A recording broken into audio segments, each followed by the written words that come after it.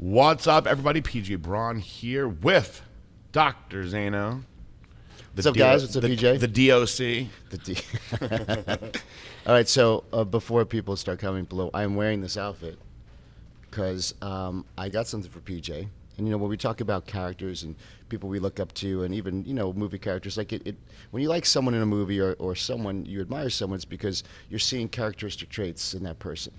And we always use like Stark mode, or we refer to Tony Stark a lot. Mm-hmm. You got the cufflinks and stuff like that, the Iron Man stuff. Because really, what a character! As far as like what he stood for, he was confident, cocky, pride. Like he had pride, but he was a very good-hearted person. And really, he made the whole Iron Man series. So, you know, I want to start like a Stark Club, you know, and just like it's almost like I have friends that are from Germany, and they use German as like a way of life, like Buddhism. Like I need to be more German on this. I'm like, shit, you're using German as like a thing, because it's about quality from the macro to micro. So I got PJ this part of the Stark Club. How cool is that? Look at this, dude. This is Iron Man 1, dude. There you go. So thank you so much. And so you say, what do you get, PJ? That's what you get, PJ stuff. Yeah, they always say, what do you get? Everyone thinks I have everything ready, which, by the way, you guys, please don't send me stuff. Don't send them mine. It's so nice. People send me stuff. It's so nice. You guys don't need to do that. So I'm gonna be in character somewhat, my online persona of this. Stay in character. I'm gonna stay in character. That's good. I'm gonna keep being me because I'm enough of a character. We talked about winning and the thrill of victory, and we talked about the really unmatched emotion, the unmatched feeling of winning. But because of that, what I said we get into today is how fast it can be taken away and what happens when you lose. Because it's a lot different when you're a winner, when you're a champion, and you're on that level. When you lose, you know, as they say, when the king falls hard. You know, I'm going to read that page. You should read that page. It's a great page from a book that. So Dr. Chris reached out to me and said, I think you'd like this book. And I knew that I would like it right away because it's written by Jordan's trainer, who also trained a lot of stars. Kobe Bryant. Yep, Kobe. Many CEOs. Did he train Barkley? Yes, Dwayne Wade. Mentally very, very tough guys. And what was his name, by the way? Tim Grover. Tim Grover, that's right. You guys remember him from the GOAT from Jordan's series. Okay, yeah, I got it. So this really resonated with me. I said this to PJ because, like, you know, and I know PJ always says, "Well, I'll let you guys know that whole thing at another time." Like the whole thing, you're gonna know at another time. Is a whole book, all right? So, because I know what he's going through, and so this is a page from the book "Winning" from Tim Grover. You guys need to get it, and we don't get any kickback from him. Just saying. He goes. It goes, winning doesn't apologize, and it doesn't explain. It throws a party in your honor and refuses to give you the place and time. It sticks you with the check. It pours your champagne and knocks over the glass. You reach out to shake its hand, and it has no idea who you are. Winning puts you on the biggest stage and shuts off all the lights. He goes, in my 30-plus years of working with the greatest competitors such as Michael Jordan, Kobe, Dwayne Wade, Charles Barkley, and countless other CEOs, I've seen winning in all its glorious generosity and all its excruciating cruelty. One day it wears a halo, and the next day it has fangs. You don't get to decide what you will be. You can only chase it, and if you're willing to pay the price, you might catch it briefly.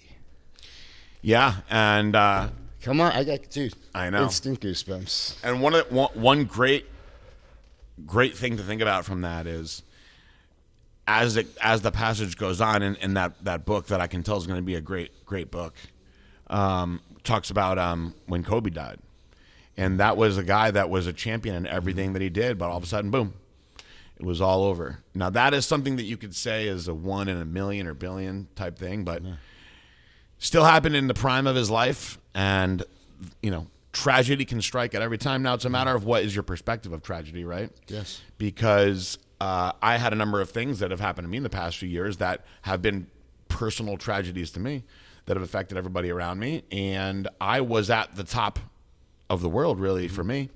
A lot of people asked what made me decide that I wanted to get married when I did. And I'll tell you that at that point in my life, I was making a lot of money, and I had already slept with tons of girls. You know, like, I don't know what the number was. Doesn't matter. Give us a number. Because everyone wants to know. Honestly, like there's no way that like 8 asparagus. Let's just get the number. Yeah, down. I would say that it would have to be like to say that it was less than 100. I think would not be accurate. 1,000. No, no. We'll say somewhere in somewhere around 100 maybe. But the thing is, and this is going to sound really assholey, I remember all of them. I do. I remember all of them, but I also forget a lot of them because you're like they come in your life for one night stands a lot of the time, and then you're like, oh my god, I remember her from that time. Yes, and she was fun. But outside of that, if you've never seen her ever again, it's hard to remember things like that. So there's many that I've lost sight of, but I appreciated all of them, and I learned a lot from all of them. And when I got to a point where I was kicking ass in business, and I was stacking paper, as the young guys say, I had the cars that I wanted, and really I felt like everything in my life was in place. My mother was like, when are you going to give me grandchildren? When are you going to give me grandchildren? And I was like, I guess I should probably get married before I get to that point. And that was when I decided to get married. And so I had gotten married. I had bought my dream house. I already had my dream cars. My business, Blackstone Labs, is my dream business. Really, all of my businesses have been parts of my dreams. You know, it's just where have my dreams been at that point, you know? And when I was in the prime of it all, in the same month, this is the craziest thing. So right when we hit the Inc. 500, 27th fastest growing company in the United States. So that year we did, it wasn't quite 25 million, it was something like that, right? 24 point whatever $million in sales. And that was our 4th year in. And the February of 2017, right?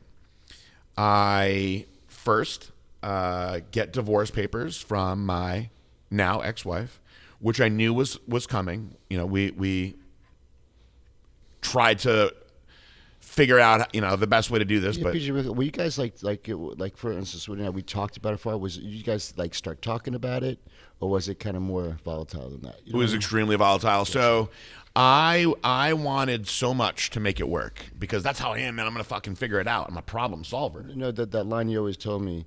You know, you're not a quitter. Yeah, but sometimes. Yeah, one of my worst enemies, who is also one of my best friends in life, coincidentally, and you guys can figure out who that is. It's such a superhero type of connotation. He said, I know that PG Braun doesn't quit, but this is one of those times when you just got to quit. But I wouldn't quit, man. I believe that marriage is forever. I did.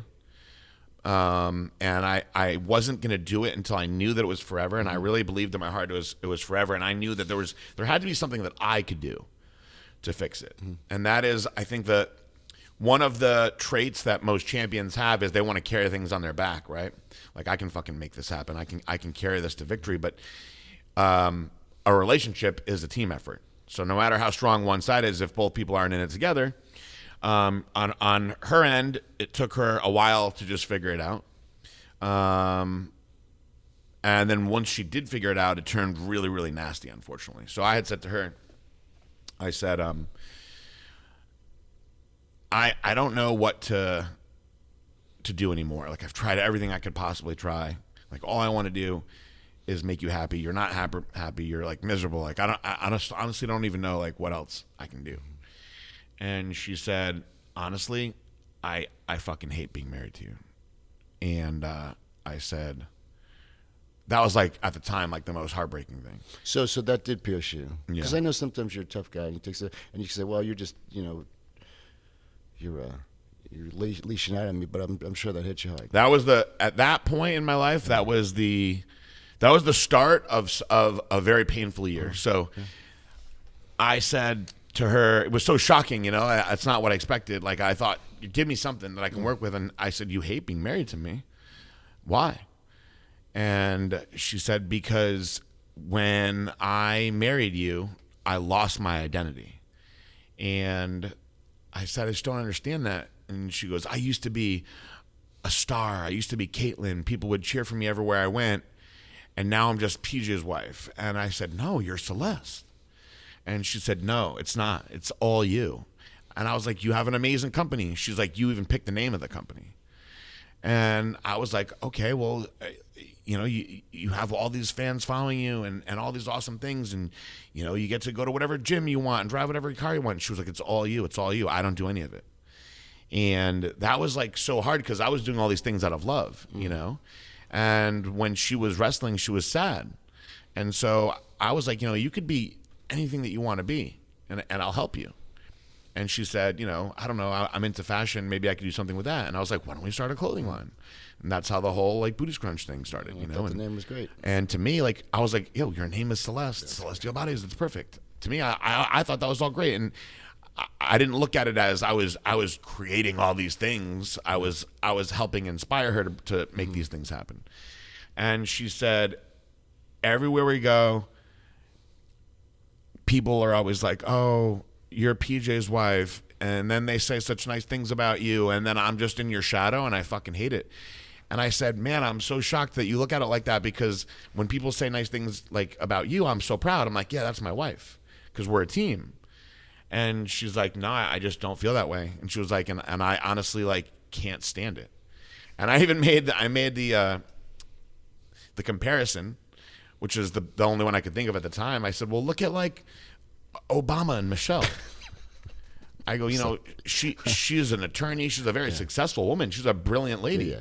But she's Obama's wife. You know what I mean? Like, she's the president. She's the first lady's wife. She's now the first lady. I was like, you're the first lady. Like, that's cool. I get that. And she was like, no, that's not what I want. And I was like, well, I guess then if it's that horrible, then I'll end it, and let's just make it as amicable as possible. And that's how I wanted it to be. Mm-hmm. And it was unfortunately anything but amicable. And it's crazy how money can change people so much, because she had already had it all. Like,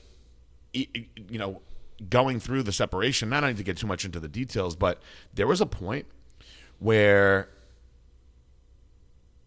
they were like I had to almost like give her like an allowance, right? Mm-hmm.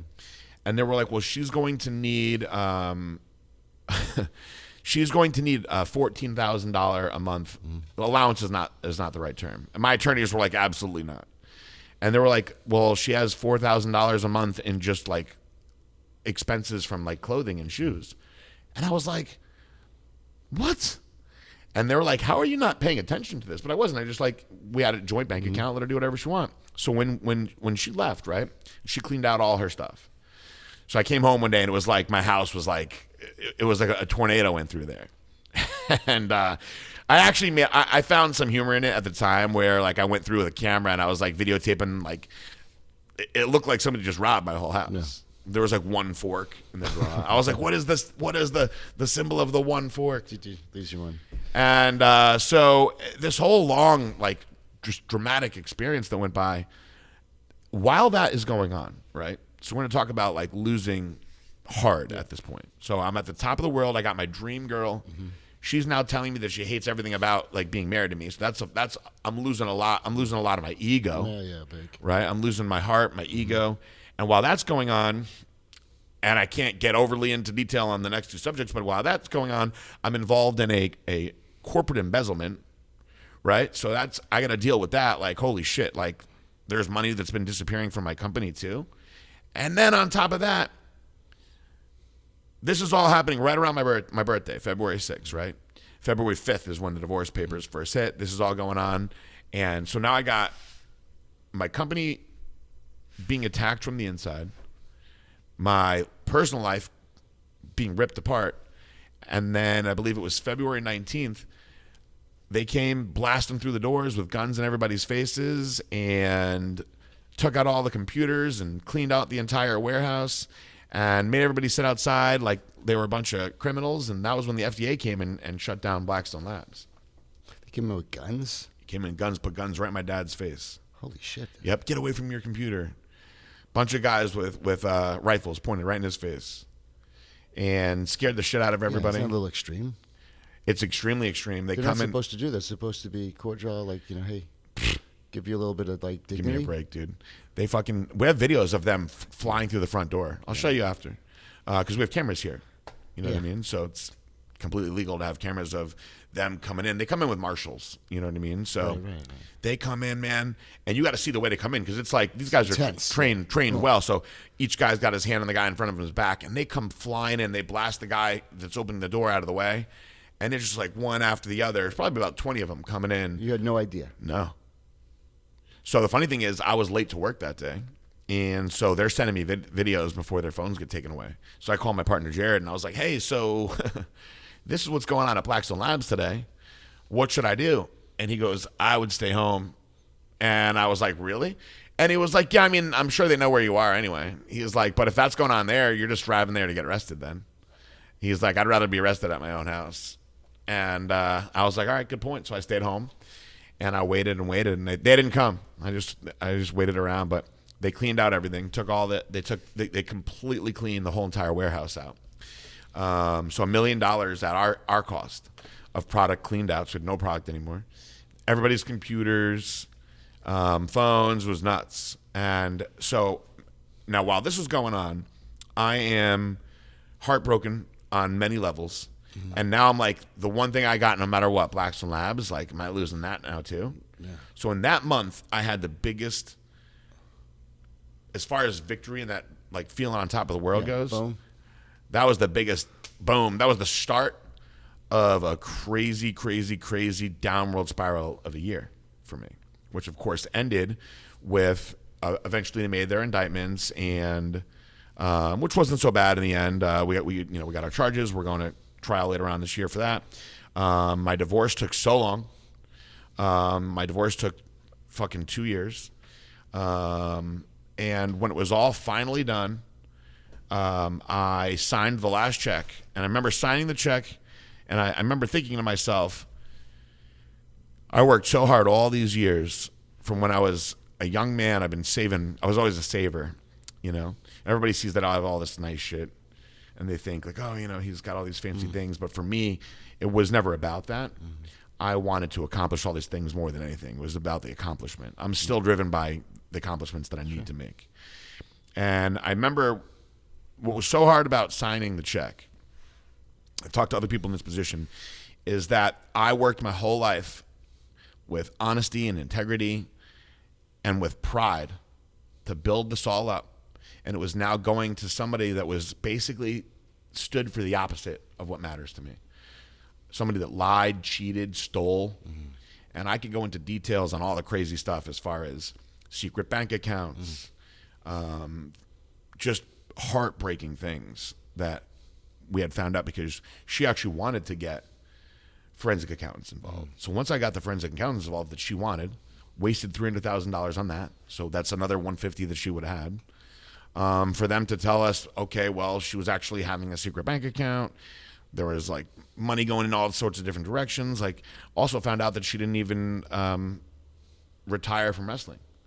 So my whole love was all this. This was the second most heartbreaking thing, and possibly even was more heartbreaking because, so during this period, I had this whole beautiful fairy tale online, right?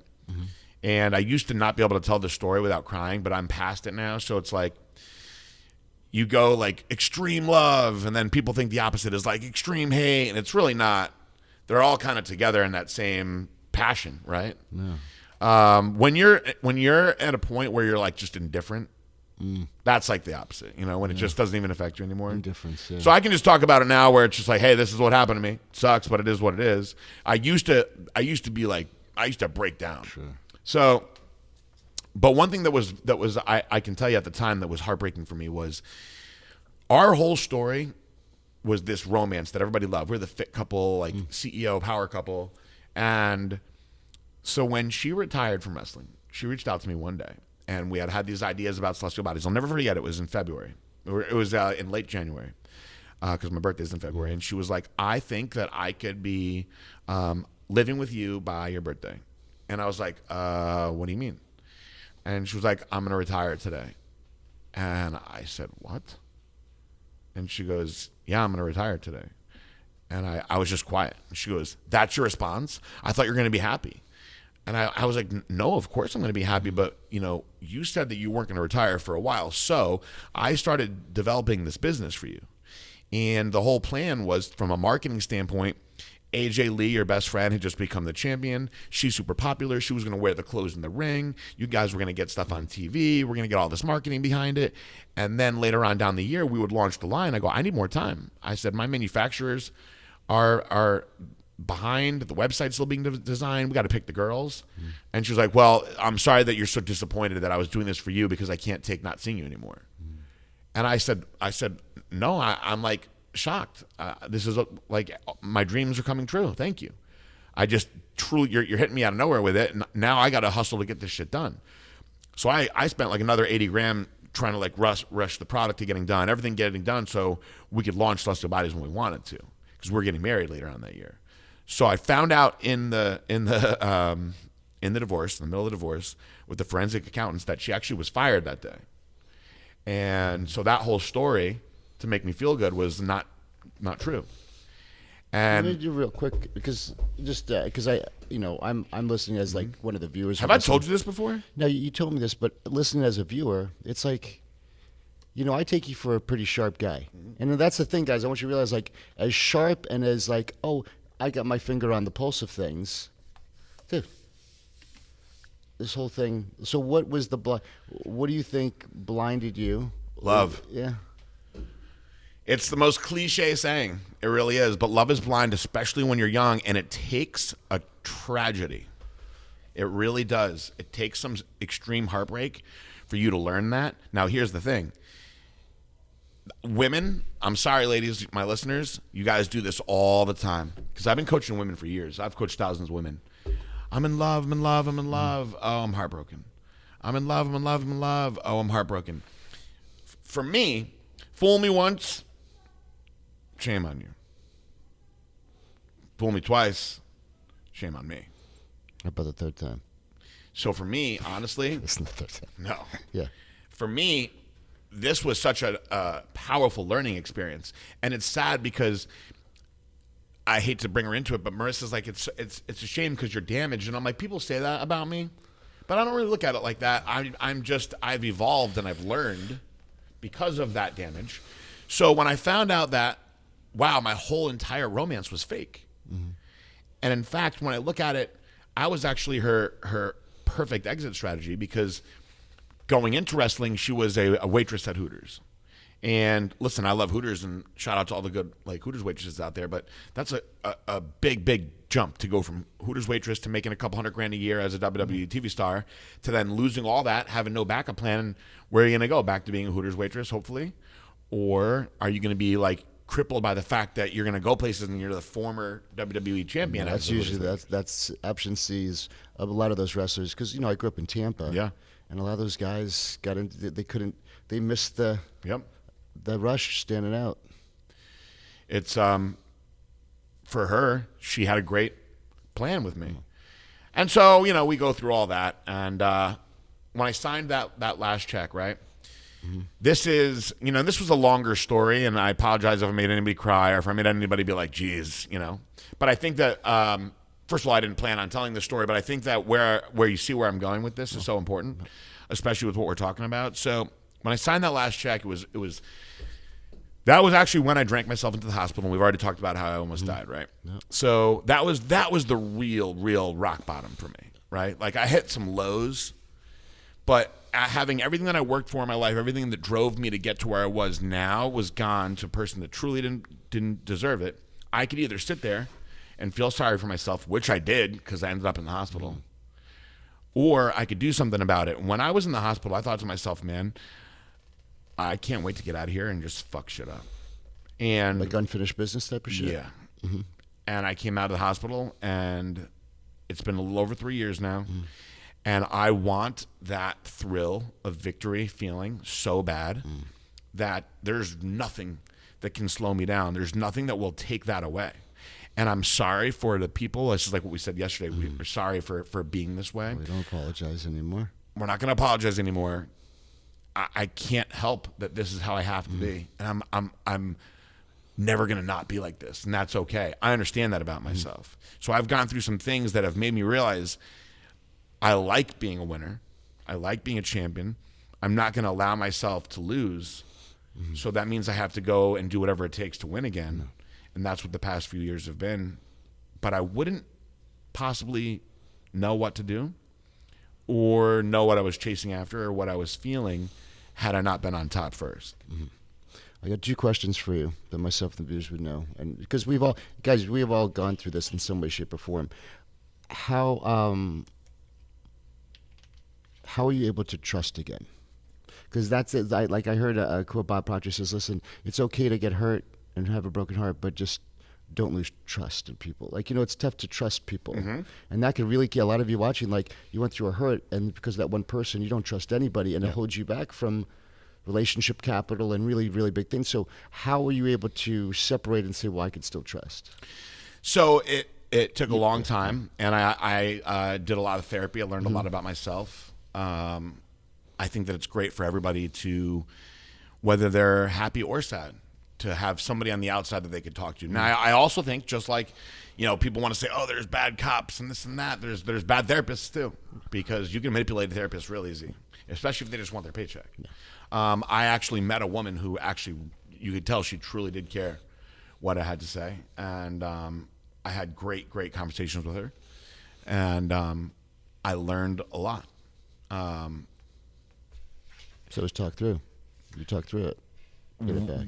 For me, the most important thing is, this is what I took a lot of positives and negatives away, but I learned a lot about myself, and there's one thing that I won't change no matter what. I now know and believe that I have more compassion than a normal person. And this is very common for people who have what I was told is like a Jesus complex, right? I have a desire to save everyone, which is also why I will get in these positions, because you're so compassionate that you believe there's good in everybody and you want to help that shine. That's a beautiful thing. So what you do is you don't ever lose sight of that, because that is who you are, and to turn that off, you'd be turning off a big portion of who you are. But what you do is you make people prove themselves, not necessarily prove their worth, but you make them show their worth a little bit more before you give all the way. Before you lay into it, yeah. So that's what I do now, and so I would be lying if I said that I don't expect most people to let me down in some way, because they do. But the ones that don't, I actually have a lot more value, and I have a lot more appreciation to them now. And even on the level of just our athletes, new athletes, I tell them, listen, here's the deal. Nobody gets shit up front. Because, you got these athletes that are like, I'm so-and-so, I got 1 million followers and this and that. And I'm like, that's cool. Well, I've already sold $25 million in 2017, lost it all, and been building it all back, so you're not going to really change what I'm doing. So here's the deal. If you want to work with me, I can do a lot for you, but you got to show me that you're going to do something for me first. And if you do that, you'll get the world from me. And the people that are okay with that, that don't have the huge egos, those are the ones that have been here for a while, and they're doing great. And the people that aren't okay with that, I can just move on to the next one. There's so many people out there. We're trying to touch as many people as we can, right? It's part of the reason why we're doing this podcast is we want people to hear what we have to say. So you can't touch everybody. You can try to touch as many people as you can. I'm not going to put all my time into trying to touch one person that doesn't want to follow my beliefs. You got to just keep moving on to the next one. You can't invest the same time in. I invested a lot of time into my marriage, a lot. And I should have hung up a few times, but I didn't want to give up, because that's what I'm all about. Nowadays, I wouldn't say that I give up easy. There's a shorter amount of time that you have to make the right impression with me. All right, second question, and what you were talking about. You said, so you were drinking, you hit your rock bottom, and then you made a decision, or you're like, I'm going to just blow shit up. So that's a tough thing when someone's in such a funk. It's tough to get out of bed. Yeah. So what was this? How were you able to turn that switch on? Is it because you remembered what winning was, and that was saying I felt it, remembered, and I desired it again? Because sometimes you could become a victim and just stay in that. Yeah. Because it's easy. It's easy to whine and moan, but it takes a lot of energy to get the rocket off the ground. And that was a moment where hitting rock bottom, you're at a dead stop, and it takes a lot of force and brutal blunt force to get that rocket going again. So when you made the decision, I'm going to blow things up, that's coming from a very positive, driven state. Maybe a little like the dark side, a little anger, because anger is empowerment. Like what you're saying, indifference and apathy, you have no power. Anger is the next level up. At least you get some power to get moving. So I think a lot of us saying, like, when we hit tough times, how are we able to? Is it like what I call it unconscious competence that you have, or how are we able to generate the force to say, enough's enough, or I'm disgusted, or like that's it, the switch goes on? So for me, this was an easy one, and I haven't looked into where this fits as far as definitions go. Maybe you can help me. So when you have a lot of pride, like we do, the worst thing for me is shame. And I don't know where shame falls as far as the opposite of pride, but when I got out of the hospital, the thing that I had the most shame over was that I really hurt people that loved me. Okay. And so seeing my mom and my dad never cries. So seeing my dad cry, and my vice president, David, who never fucking cries either, excuse my language, seeing those guys cry, saying, we thought you were going to die. And my dad saying, like, we love you so much. Like, we were going to do whatever it took to, like, take care of Blackstone Labs, like, while you were handling whatever you had to handle. But he was like, it's not really Blackstone Labs, it's PG Braun Labs. So if there's no PG Braun, then how can any of us do it the right way? And he goes, but I would just give all that away to just be able to have my son back. And when I saw him cry, to think that he was so worried about, like, me and, like, saving my company, and, like, that I did that to him, the shame that I felt, like, how dare you do that to people? You're that's against who you've been all these years. So this wasn't a PJ doing it for him. It was you utilized the people you cared for. Yep. And I'll never feel like that ever again. The shame that I felt over that, I can't ever feel like that again. That, to me, that was the real worst. Yeah. So the heartbreak, all that stuff sucks. Oh, woe is me. But then thinking about how I hurt these other people through my actions and how that made me feel, that's the ultimate motivator. I mean, if that doesn't drive you, if you want to go out and say, I'm a good person, right? And if you're a good person, then you should really care about what the people that love you think. And if you really hurt those people, and this is my one way to make sure I don't hurt those people again, simply taking care of myself and doing good, well, in my mind, I'm like, I'm going to take care of myself, I'm going to do better than ever. And that fuels me every day. It became an accountability. Yep. For them, even if it was just thing you were doing in your mind. Well, I'm going to do it for them, with them, for them, so I never have to have that feeling again. But it was coming from a personal place because you felt the shame of that, and that was your catalyst. I understand. Because I'd like to hear these things because, guys, we will get life. I always think of life as a coin. There's two sides of a coin. And so people say, how's your day going? I go, perfect. Well, didn't this happen? I go, yeah, but I get both sides of the coin. It's perfect. It's exactly where it should be. So we're going to have these days, but it's always nice to know consciously, how can I leverage it? Just like when we talk about Jordan, he would make scenarios in his head to drive, anger moment, to shift his state. So I think all of us want some type of tactical way to be like, hey, I'm in a shitty position right now, and I'm in apathy, I'm in indifference. I mean, even with the office, it was just I was getting let down so much that I literally went numb, and I'm just like indifferent.